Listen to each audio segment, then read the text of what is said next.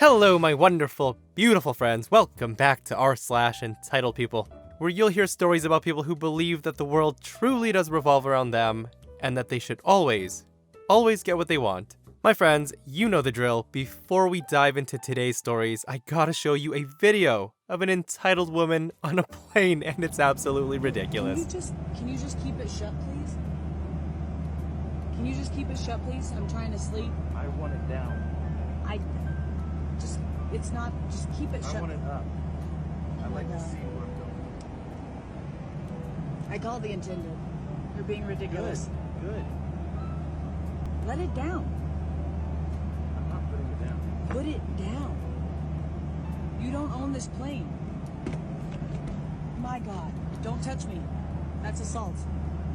That's assault. Leave it. Don't come back here. That's my seat. I'll hold it here all day. I'll be here all day. You're being childish. Oh my goodness. Guys, I would really love to see the part where the attendant comes and just tells the woman to shut up and grab a blindfold. I love that part where she says, "You don't own the plane." Well, gee, neither do you, miss. But that window is in his row, so he can keep that sliding window cover open for the entire flight if he wants. Guys, if you think that was entitled, you gotta hear the stories in this one. The first story, OP's neighbor gives away garbage and then wants it back once it's turned into treasure. The second story is an entitled woman that calls CPS over a car loan. The third story, a family uses OP's business to babysit her kid. And we'll finish up with a story where a customer's mad that the power is out. My friends, get ready to shake your heads at these entitled people and do hit that subscribe button for future stories because there's a lot of these stories. Let's dive in. So, I just came inside from this confrontation. Although apparently it started months ago, I just didn't know it. Now, I moved to this neighborhood about a year and a half ago.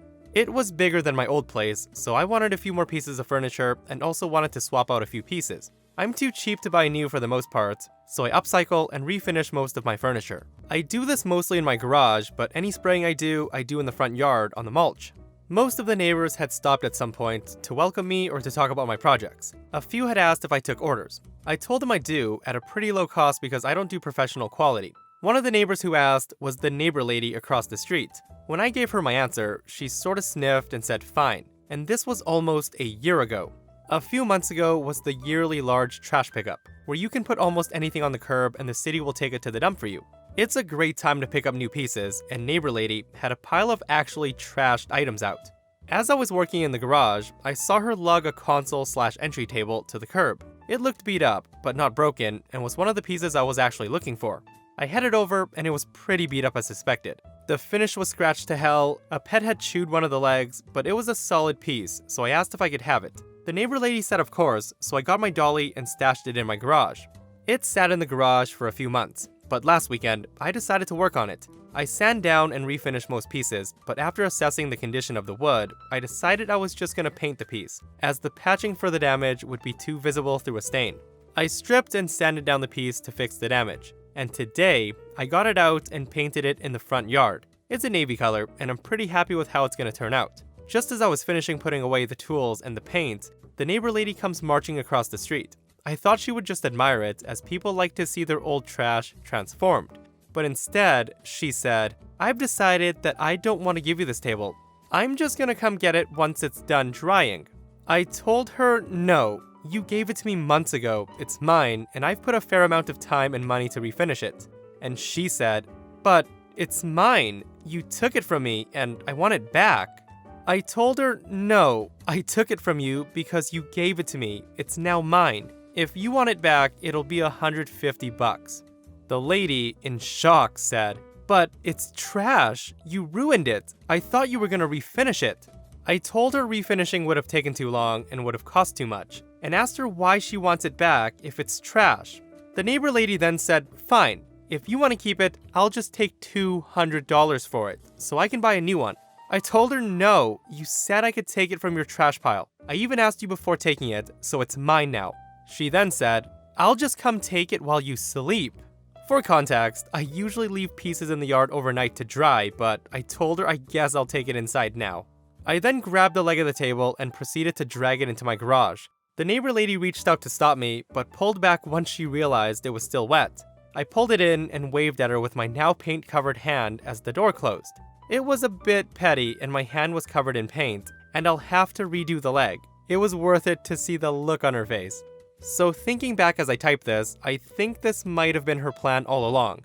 To get me to paint it, to refinish it, and then demand it back. So I'm not sure if that was her exact plan, but seeing an old piece of junk that you threw away turning into something finished and new was probably desirable to her. The right thing to do would have been to have paid OP for the work he did and buy it back, but I guess entitled people don't understand that time and effort should cost money, I don't know. So the next story is absolutely crazy, guys, and is the one that you're here for. So background, my aunt tends to go through cars like you wouldn't believe, and she has just ruined her 30th car. That's right, 30th. My grandmother, her mother, had offered to give her my late grandfather's car since my grandmother no longer needed 2 cars. But that wasn't good enough for my aunt. She had her eye on an overpriced 7-year-old red SUV with a ridiculous amount of miles, and because of her financial situation, she needed somebody to co-sign to get a loan for the car. So my grandmother, who had just lost her husband not even 2 years prior, had no interest in co-signing for a new car that would probably get wrecked before it was paid off. So at Sunday dinner one week, my aunt asked my father, her youngest brother, if he would co-sign for her car loan. My father basically told her, no way in heck. If I co-sign a car for anybody, it would be for my 16-year-old daughter, and not you. I don't want to have to make your payments if you choose to stop making payments. Take Dad's old car. Which triggered a major fight between my father and his sister, which ended in my aunt screaming, if you won't co-sign for my car loan, I'll call Child Protective Services because OP is sleeping on a mattress on the floor. Long story short, my bed frame had broken not even a week ago, so I was sleeping on a box spring and mattress on the floor until we could afford to get me a new bed frame. This is important. None of us thought anything about the threat since my aunt had a habit of making empty threats when she didn't get her way. Until a few days later. A few days later, I got called down to the guidance office in the middle of a chemistry test for an urgent matter. When I got to the office, I was led to a small room with the school social worker and another woman. The woman then asked me, hello OP, I have a few questions about your living arrangements. She then asked me questions like, what's your home life like? How do your parents treat you? Are you happy at home? Do you have your own room? Are you properly fed? Etc, etc. It wasn't until she asked, how do you sleep at night? Did I start mentally piecing things together, and I asked, what's this about? The woman then hesitated, but she eventually told me, we received an anonymous tip that your father's forcing you to sleep on the floor. We want to know what that's about. And that's when everything clicked, and I was livid. So I told the woman, I'm not being forced to sleep on the floor. My bed frame broke about a week ago, so I'm currently sleeping on a box spring and mattress until my new bed gets delivered. I'll bet you any amount of money my aunt was the person who made the anonymous tip because my father refused to co-sign for her to get a new car. The woman from CPS looked stunned, and then turns towards the social worker and asked if they had a way of reaching my father to confirm things. Since the number they had was outdated, I took my dinky little Nokia prepaid cell phone out of my bag and gave them my father's work cell phone number. Unfortunately, I have no idea what was said during that conversation since I was sent out of the room, but it's safe to assume that my father confirmed what I said. Once they got off the phone with my father, the woman came out and the woman from CPS apologized to me, and I told her I understood, and she was just doing her job, and then I went back to class. So the aftermath. When confronted about it, my aunt admitted to making the call to CPS, and my grandmother was furious. She made sure that my aunt did not end up getting that red SUV she wanted, and she was forced to take my grandfather's 1998 Chevy Cavalier. Unfortunately, my aunt did not get into legal trouble for the false CPS report, due to it being an anonymous tip, but my father gave her a harsh warning about what would happen to her if she pulled another stunt like that again. My aunt is super entitled, and she's sadly only gotten worse. Oh my friggin' goodness, guys. This has gotta be one of the most crazy stories that I've ever read. Imagine refusing to co-sign for someone, and them not being able to take no for an answer, and decide to maliciously go after them by calling Child Protective Services to try to break up a family. Guys, that's some super entitled stuff. I can't believe grandma gave her the car after that. So the next story I've got for you actually involves calling CPS for the right reasons.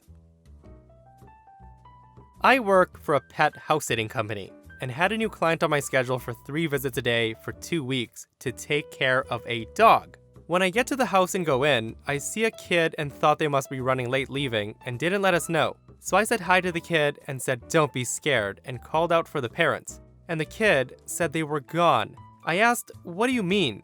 And the kid then said I needed to hurry up and make her breakfast and take her to school. I asked again, what do you mean? Where's your parents? She said they're gone on their trip and again told me to hurry up because she's hungry. I asked her how old she is and she said 7.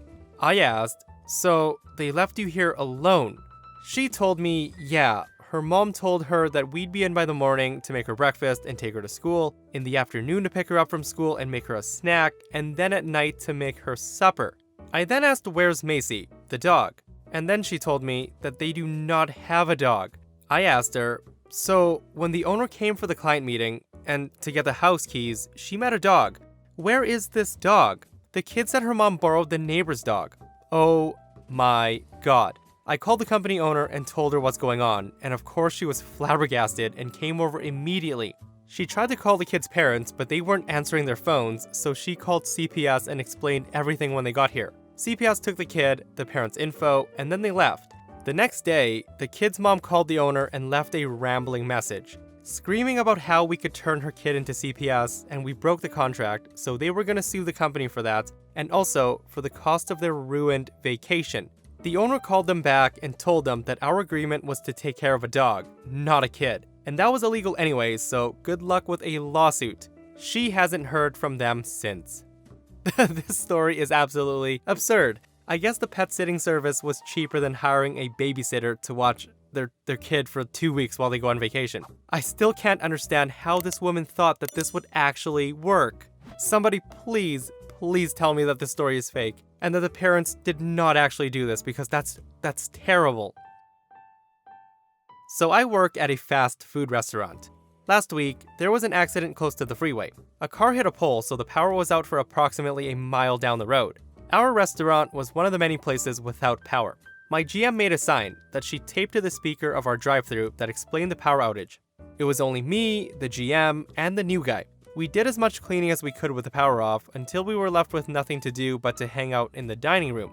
First of all, the amount of people that went through the drive-thru, read the note, and then came back to knock on the door to ask if we were serving food was ridiculous. We had to throw out all the food we made literally right before the power went out because we were in the process of switching to lunch. Most people were understanding when we explained that we had nothing to serve them. When the power came back on, we still had to wait for everything to heat up before we could cook anything.